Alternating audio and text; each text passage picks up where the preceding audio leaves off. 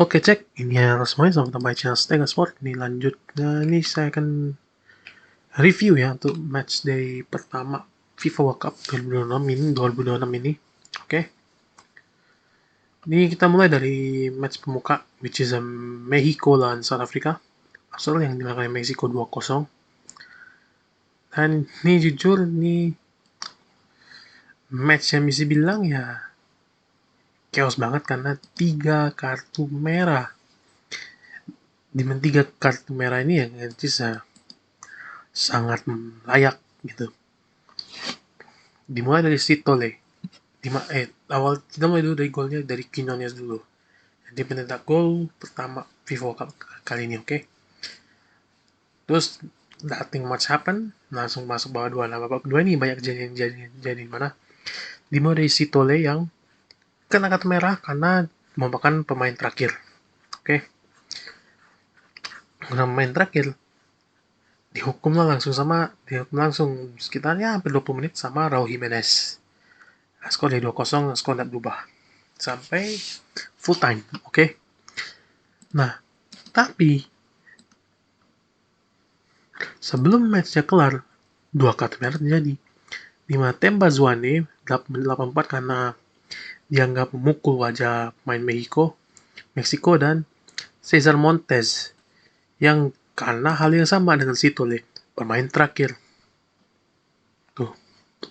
Jadi, dan by the way, for the record nih, soal trivia, sepanjang FIFA World Cup 2022, kok saya tuh cuma 4 red card sepanjang turnamen. Ini baru sekali main, baru sekali satu match dan baru pembukaan langsung 3 merah. Gila emang. Nah, disusul juga dengan nanti pada malam waktu setempat ada Korsel lawan Czechia dan Ceko di mana Korea Selatan berhasil comeback lawan Ceko 2-1.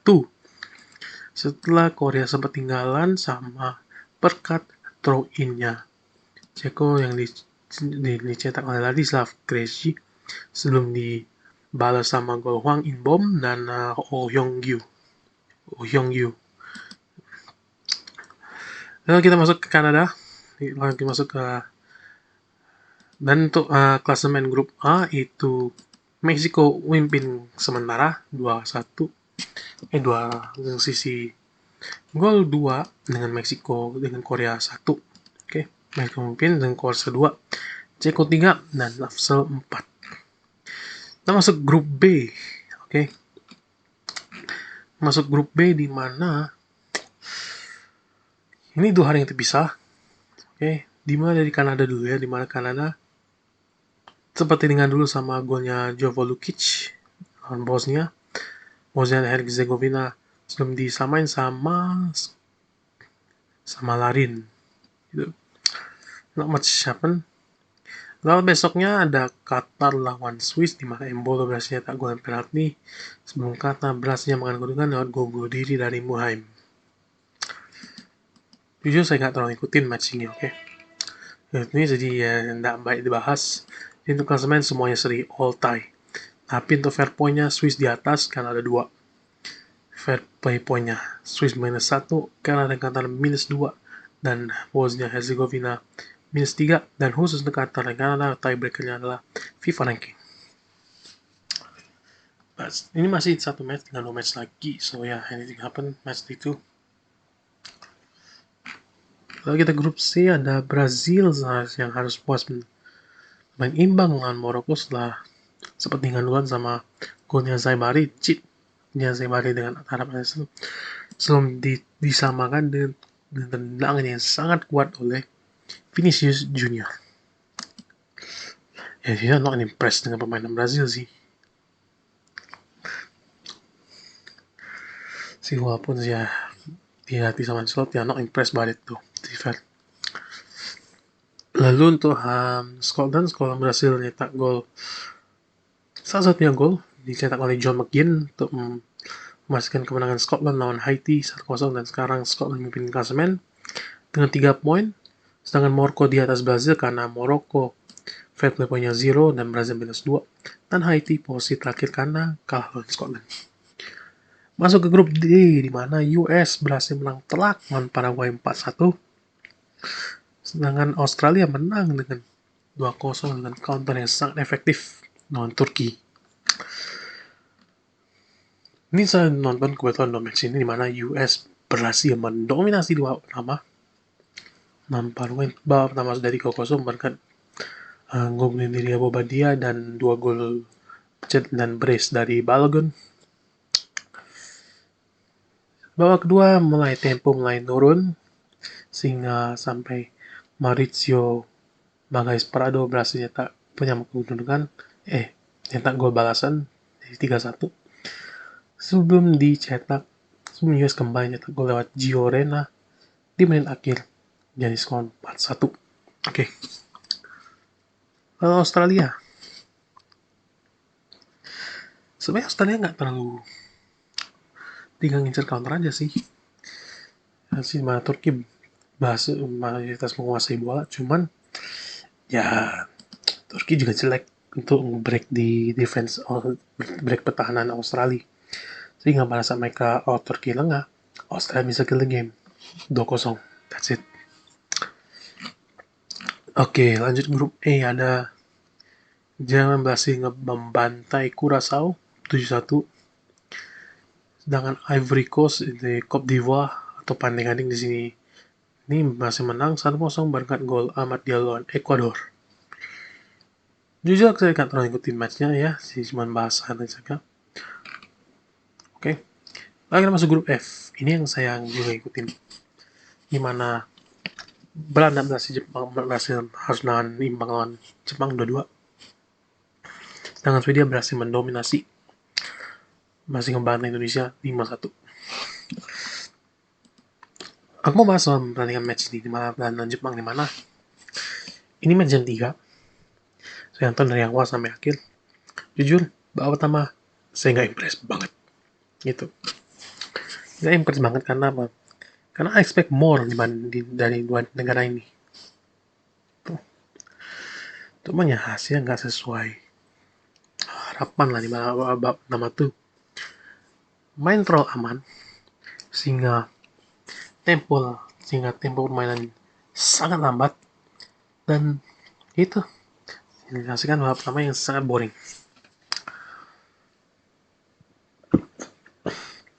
Masuk babak kedua mulai lebih cair, mana dia menit di babak kedua gol pertama dicetak oleh Virgil van Dijk di 50 sebelum 7 menit kemudian dibalas sama Keito Nagamura. 7 menit kemudian lagi dibahas lagi sama golnya Somerville. Itu mulai. Nah, di sini bisa bilang kesalahan Ronald Koeman, di mana dia gantiin pemain-pemain depan diganti sama Koop Miners dan Depay. Imbasnya itu gol dari Daichi Kamada. Pasti menggolkan untuk memastikan Jepang seri lawan Belanda. Oke. Swedia. Wow. Gila. Apalagi Swedia sama sejak di bawah Graham Potter. Bisa oke, memang Graham Potter kalau pegang tim-tim yang bisa bilang bukan tim besar, ini pelatih bagus. Oke. Itu kenapa dia Graham Potter bisa sukses di Brighton tapi gagal sama Chelsea. Itu murni karena Potter memang bukan tipikal pelatih yang bisa nanganin tim-tim gede, tim-tim besar gitu. Tim-tim besar gitu. Seperti Chelsea saatnya yang dia gagal, tapi West Ham pun dia juga gagal. Bisa bilang pelatih gagal lah di West Ham. Itu. Jadi untuk klasemen Swedia mimpin klasemen 5-1 ya. Itu disusul Jepang karena dia dari segi fair play poinnya Belanda -3 dengan Jepang 0. Oke, Belanda 3 dan Tunisia rank 4. Ya di straight ya susah sih Tunisia bakal bisa lolos dari ke fase gugur. Siap lagi mereka baru aja pecat pelatih pak, berapa menit berapa jam setelah kalahan Swedia itu bisa langsung pecat pelatihnya. Sesuatu yang bisa bilang sesuatu yang bisa bilang aneh banget kejadian itu. Grup A dosan nyerang. But yeah, anything happen lah di match. Still match day 1. Don't wanna judge too early. Tapi ya, I don't see. Tapi ada beberapa tim yang dibilang ya not convincing lah. Salah satunya ya seperti Absal. Ya seperti kayak siapa timnya Absal, Curaçao dan Tunisia ini is not convincing. Udah yakin sih bisa lolos ke masuk gugur sih at this stage. Masuk grup G dimana semuanya seri. Bedanya New Zealand seri lawan Iran 2-2, dengan Belgia seri lawan Mesir sama. Oke. Jujur saya nggak terlalu ngikutin, saya nggak nonton Belgia dan Mesir 1-1. Dimana Belgia nyetak gol kebobolan dulu sama Ashur menit 19, belum dibalas sama gol dunia Muhammad Hani di menit 66. Oke. New Zealand on the other hand, non Iran non New Zealand unexpectedly bisa nyetak gol, bisa nyimbang dari poin dari Iran dimana setelah Elijah Just berhasil nyetak brace pada menit 7.54 sebelum dibalas Rezayan pada menit 32 dan Muhebi di menit 64.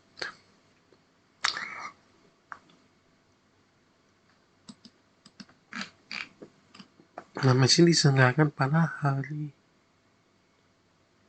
Senin waktu setempat, kalau di waktu Indonesia adalah Selasa.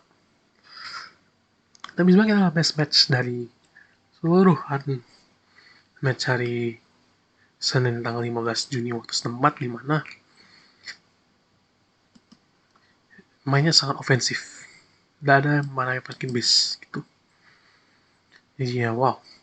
Jadi emang gila dua tim ini emang, walaupun bukan tim yang diunggulkan tapi bisa saling nyerang gitu. Terutama New Zealand yang paling saya tidak expect, karena bayangin dari rank 80-an bisa nyimbangin permainan Iran yang notabene rank 20 gitu. Jadi gila, salah satu yang ditawar juga Iran salah satu tim unggulan di Asia gitu. Gila. Masuk grup H di mana Uruguay harus puas dengan imbang lawan Arab Saudi setelah sempat kebobolan. Uruguay sempat kebobolan dulu lewat gol Al-Amri sebelum Maxi Araujo nyetak penyimbang kedudukan di skor 1-1. Oke. Sedangkan Spanyol harus puas imbang 0-0 lawan Cabo Verde. Oke.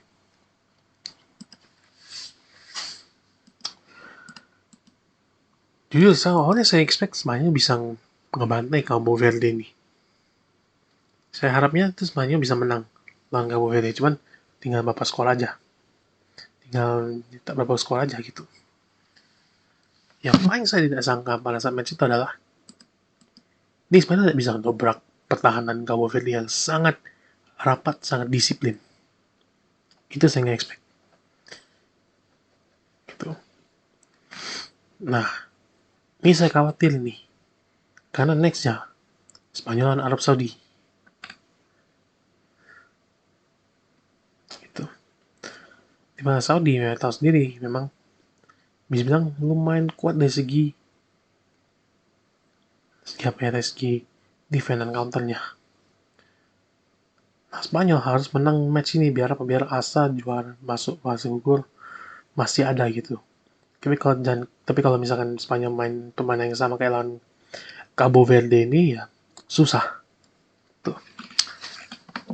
Masuk grup I di mana Prancis menang 3-1 lewat brace dari Mbappe dan Barcola. Sedangkan Senegal hanya nyetak gol balasan lewat Mbaye. Oke.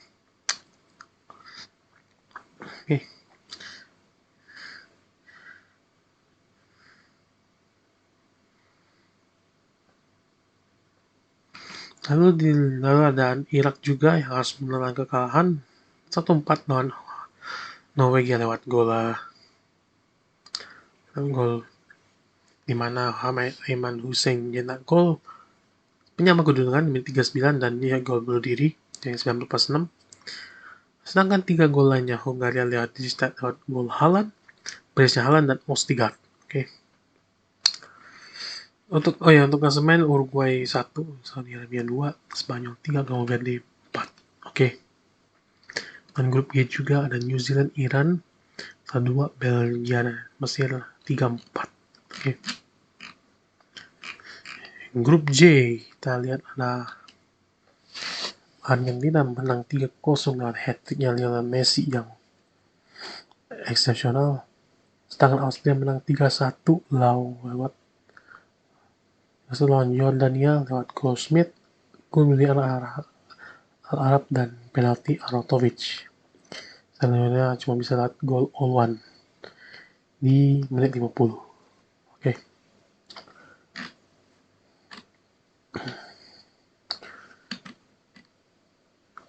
Grup K.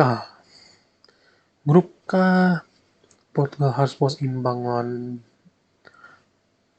DR Kongo sama-sama dengan Uzbek kalah 3-1 barusan. Ini match barusan kalah lawan Kolombia 1-3. Oke.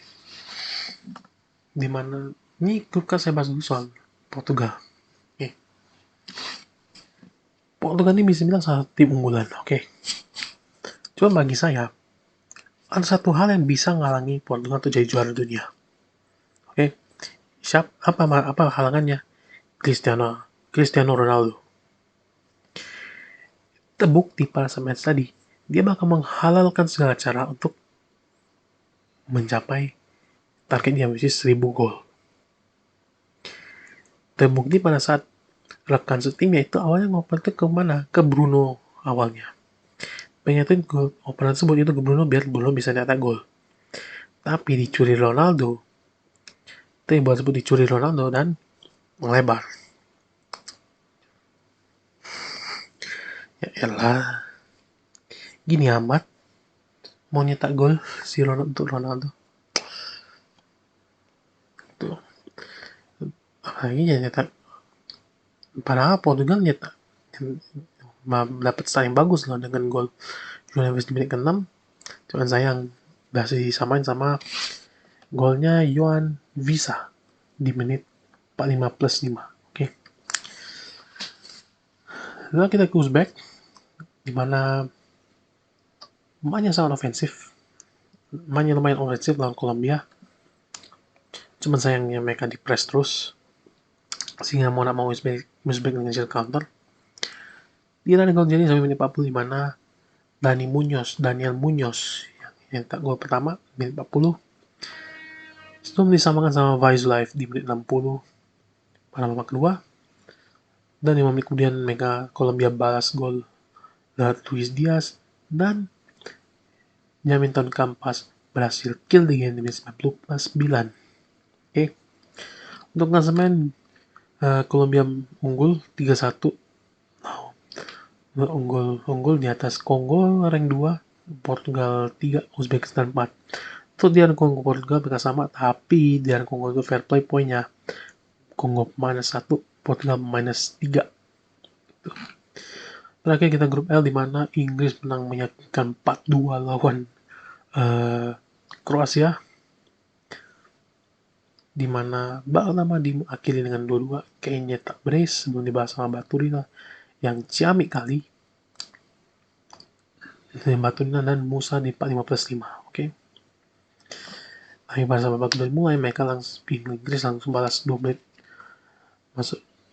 masuk babak kedua langsung dibahas Bellingham dengan skor 3-2 sebelum ditutup dengan Marcus Rashford di menit 85. Oke.